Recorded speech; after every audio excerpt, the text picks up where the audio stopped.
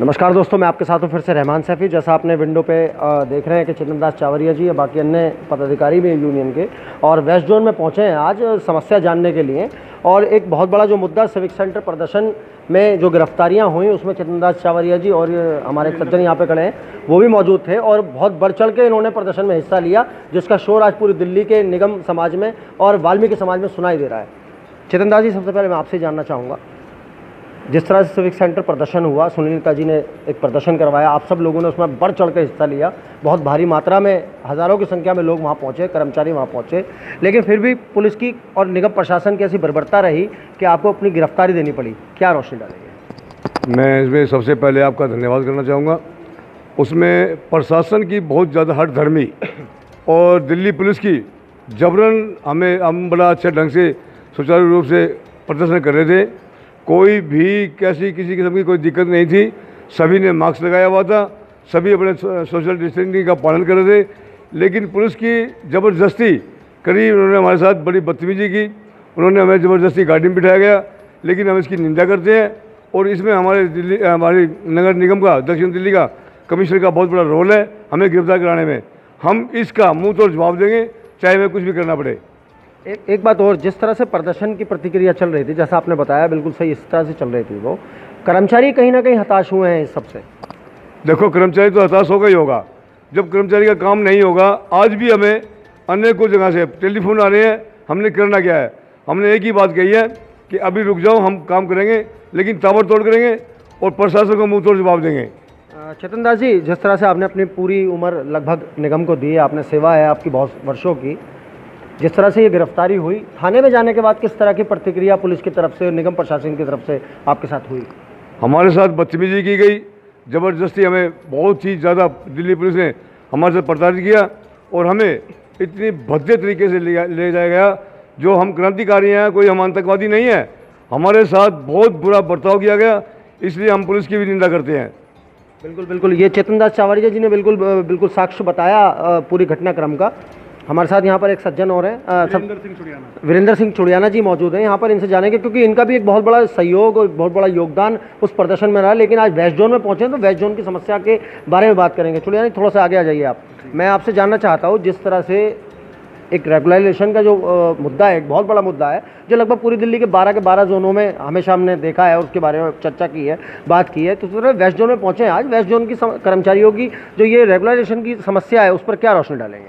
नहीं, इसमें मैं वेस्ट जोन को ही नहीं, पूरी जो दिल्ली, पूर्वी दिल्ली है और उत्तरी दिल्ली है और साउथ दिल्ली अपनी एमसीडी है, मैं ख़ास तौर पे बता देना चाहता हूँ कि जब हमारी कोर कमेटी जब बनी थी, जब हम उसको प्रदर्शन में सहयोग कर रहे थे, तो एक मीटिंग बैठी थी जिसमें तीनों मेयर, तीनों कमिश्नर और तीनों स्टैंडिंग कमेटी चेयरमैन के यहाँ पे डिसाइड हुआ था कि हम 2010 तक के जो सीजी के केस हैं उनको परमानेंट करेंगे और जो लेफ्ट आउट के केस हैं 98 से लेके 2006 तक के उनको पक्का करेंगे।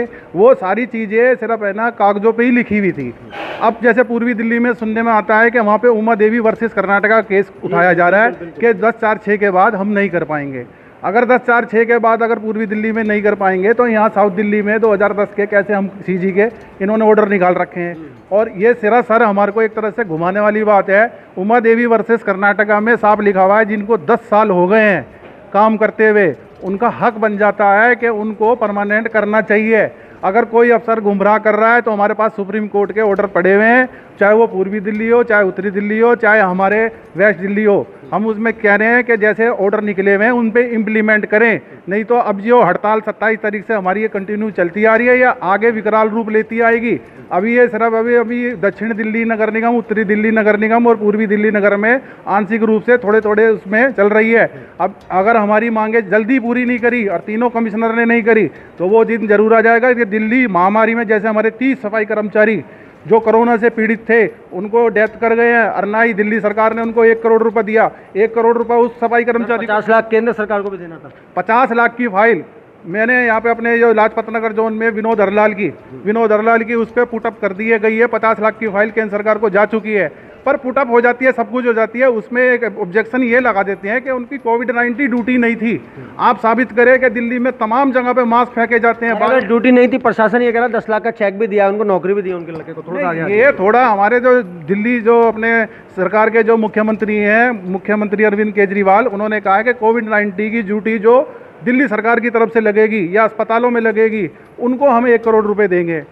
और उन्होंने अपने जो कमिश्नर हैं जो दक्षिण दिल्ली नगर निगम के, उन्होंने 50 लाख के लिए, उसमें भी हमारे को इंक्लूड नहीं कर रखा, उसमें भी उन्होंने लेटर लिखा है गृह मंत्रालय को कि सफाई कर्मचारी को भी ऐड करा जाए। सर, अभी संजय गहलोत जी के जो सफाई कर्मचारी आयोग चेयरमैन निर्वाचित बने हैं अभी, उनके साथ मिलकर अरविंद केजरीवाल ने अभी एक कर्मचारी को 1 करोड़ का चेक भी दिया है, आपने देखा भी होगा। मैं उसमें साफ कर देना चाहता हूँ, वो डैम्स का कर्मचारी नहीं था, हिंदू राव हॉस्पिटल का हेल्थ का कर्मचारी था, सफाई कर्मचारी था। वो तो ऑलरेडी उनको दे ही रहे थे। 30 जो कोरोना सफाई कर्मचारी पूर्वी दिल्ली के, साउथ दिल्ली के और उत्तरी दिल्ली के हैं, किसी को भी एक बता दो कि 1 करोड़ रुपया अगर आयोग ने दिलाया हो। या सुनीता ओमपाल का केस है, उसकी फाइल वहाँ पे धक्के खा रही है, वहाँ पे विनोद की फाइल वहाँ पे धक्के खा रही है। वो जांच करा रहे हैं कि कोविड-19 में उनकी ड्यूटी थी ही नहीं थी, जबकि एमसीडी ने 1 करोड़ 10 लाख रुपए दिया, 50 लाख की फाइल भी चला रहे हैं, पक्की नौकरी भी दी है। पर हमारे को नहीं पता लग रहा है दिल्ली सरकार और हमारा जो आयोग है संजय गहलोत जी का किस प्रकार कार्य कर रहा है, कौन सा एग्जामिन करा रहा है उससे। बिल्कुल, बहुत अच्छी जानकारी विंदर जी आपने दी हमारे को। मन्नू चावरिया जी हैं, हमेशा देखते हैं हम कि एक्टिव रहते हैं कर्मचारियों की समस्या और बातें उठाने के लिए। कुछ एक वर्षों पहले एक लेटर पारित हुआ था यहाँ कमिश्नर वेस्ट जोन की तरफ से कि सारे कर्मचारियों को जो है डेली वेजर किया जाए, उस पर क्या रोशनी डालेंगे आप? सर सैफी साहब, सबसे पहले तो मैं आपके चैनल का धन्यवाद करता हूँ, जो कि आप इस चैनल के माध्यम से दिल्ली नगर निगम के समस्त सफाई कर्मचारियों की आवाज़ बुलंद करते हो, उनके हक अधिकारों की आवाज़ उठाते हो। आपका बहुत बहुत धन्यवाद। और जो आपने पूछा कि दक्षिणी दिल्ली नगर निगम में 2015 में दक्षिणी दिल्ली के कमिश्नर साहब द्वारा एक आदेश हुआ था कि साउथ दिल्ली के अंदर सभी योजीदार कर्मचारियों को डेली वेज कर दिया जाए।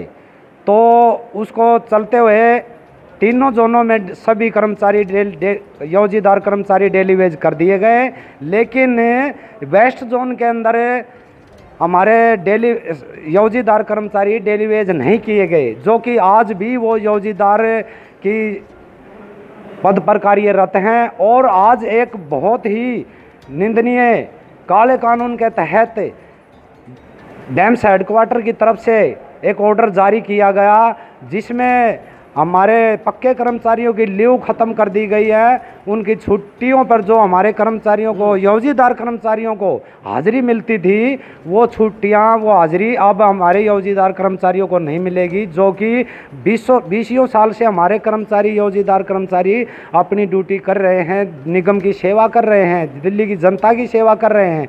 आज उनको पक्का होने का समय था, उनको डेली वेज होना करना चाहिए था, पक्का करना चाहिए था, लेकिन उन्होंने काले कानून के तहत उनके खिलाफ एक ऐसा ऑर्डर जारी कर दिया कि उनको 10 या 15 दिन की हाजिरी दी जाएगी।